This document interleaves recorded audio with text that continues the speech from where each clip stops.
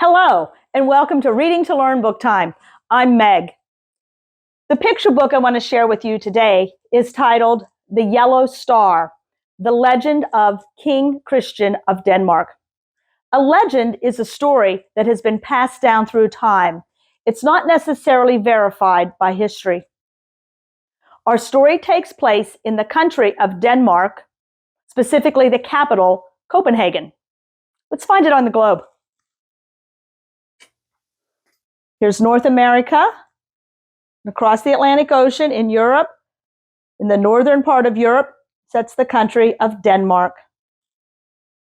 The people that live in Denmark are referred to as Danes or Danish.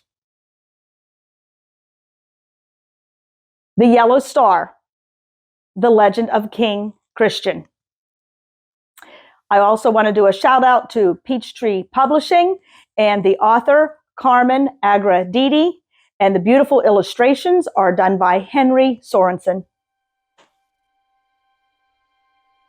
Early in the year 1940, in the country of Denmark, there were only Danes. Tall Danes, stout Danes, old Danes, silly Danes, cranky Danes, and even some Great Danes. But no matter how different from each other they seemed, the Danes held one thing in common. All were loyal subjects of their beloved King Christian. Every morning, their king rode alone and unarmed along the streets of Denmark's capital, Copenhagen. "Who's that?" a curious visitor once asked.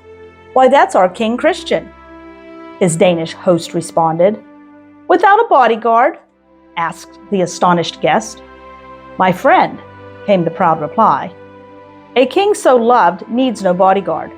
We Danes would all stand together in defense of our king." Little did the Danes know how much they would need their wise king in the dark days to come. Like a fierce storm, war was spreading across Europe, and even good King Christian was powerless to stop it. Soon Nazi soldiers gathered like dark clouds at the Danish border. Their arrival in Copenhagen brought food shortages, curfews, and a new flag, which was hung at the palace. The flag stood for war and hatred and fear. The Danes watched and waited to see what their king would do.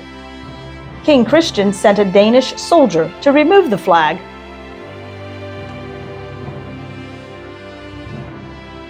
Upon discovering it missing, a Nazi officer demanded to see the king and asked, "Who took down the flag?" "I sent a soldier to remove it," replied the king. "Oh, you did you? Well, tomorrow, another will fly in its place," the officer boasted. "Then tomorrow, I will send another soldier to remove it," countered the king. "And I will have that man shot," threatened the Nazi. Leaning forward, King Christian said evenly, "Then be prepared to shoot the king, for I will be that soldier." The Nazi flag did not fly from the palace again. The missing flag became a powerful symbol of resistance, and King Christian's subjects found reasons to pass the palace gates to see where it once hung. Yet it was only a small victory. The king and his people's greatest test was still to come.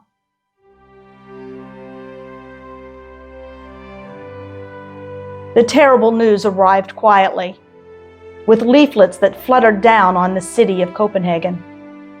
Effective immediately, all Jews must sew onto their clothing a yellow star, which must be visible at all times.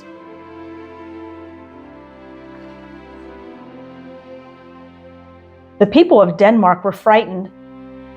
They had heard terrible stories. In some places, once Jews wore the yellow star, they were taken away and not heard from again. As before, the people looked to their king.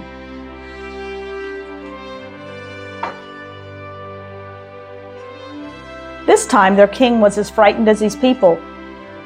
Without the yellow star to point them out, the Jews looked like any other Danes. Gentiles and Jews were all Danish subjects who worshipped God in different ways. If King Christian called on the tiny Danish army to fight, Danes would die. If he did nothing, Danes would die.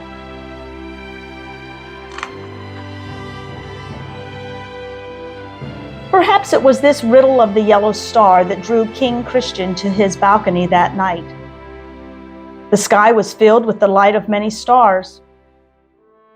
If you wished to hide a star, wondered the king to himself, where would you place it? His eyes searched the heavens. Of course, he thought. The answer was so simple. You would hide it among its sisters. The king summoned his tailor. The tailor arrived and listened to the king's surprising request. We only have an hour before I ride at dawn, the king said urgently. Can you complete this task in time? Yes, Your Highness. I'll begin immediately, the tailor bowed respectfully. And do you understand what this means? The king insisted. I do, Your Highness, as will all your subjects, he answered with pride. I trust they will, whispered the king, placing as much faith in his Danish subjects as they had in him. The following morning, the King of Denmark, with courage and defiance, rode alone through Copenhagen. He was dressed in his finest clothing. As they watched him pass, the subjects of King Christian understood what they should do.